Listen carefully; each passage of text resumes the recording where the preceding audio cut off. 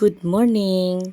Ngayon naman magluto tayo ng sausawan natin sa mga gulay, nilagang gulay o kaya pritong talong kasi parati tayo magprito ng talong. So match na match po itong alamang na ginisa. So nandyan na yung sibuyas at bawang. Medyo dinadamihan ko yung mantika kapag ganito. Kasi gusto ko yung nagmamantika yung alamang na magagawa natin. So, yung kamatis natin, dalawang malalaking kamatis lang yan. Yung nabili natin. Tapos, nilagay ko na yung alamang. Yung alamang po, hinugasan ko muna yan bago ko nilagay kasi kapag hindi natin huhugasan yung alamang, talaga namang maalat.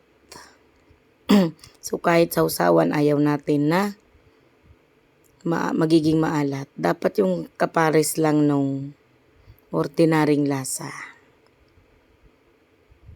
Ayan, naalala ko nung bata pa kami, inuulam namin to mismo sa kanin. So ngayon, nung malalaki na, hindi na. Partner na lang sa gulay, nilagang gulay o kaya prito.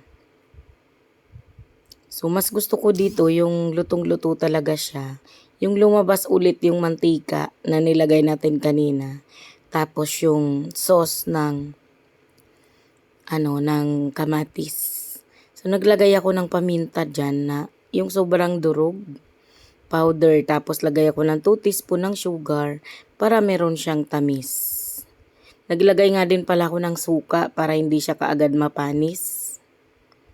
Kasi, alam naman natin, kamatis, madaling mapanis. Pero, pag may suka, talagang hindi siya agad mapapanis. Naglagay na rin ako dyan ng 4 na pirasong siling haba. Kasi di po ako ganun kahilig sa maanghang. So pag itong siling haba, ayos lang yung magiging lasa niya. So ayan, konti na lang. Pag lumabas na yung mantika dyan ulit, pwede na nating hanguin. Medyo dumidikit na kasi hindi non-stick yung ating kawali. Kaya hindi ko siya tinitigilan ng paghalo. Ayan, kung mapapansin nyo, lumalabas na yung mantika.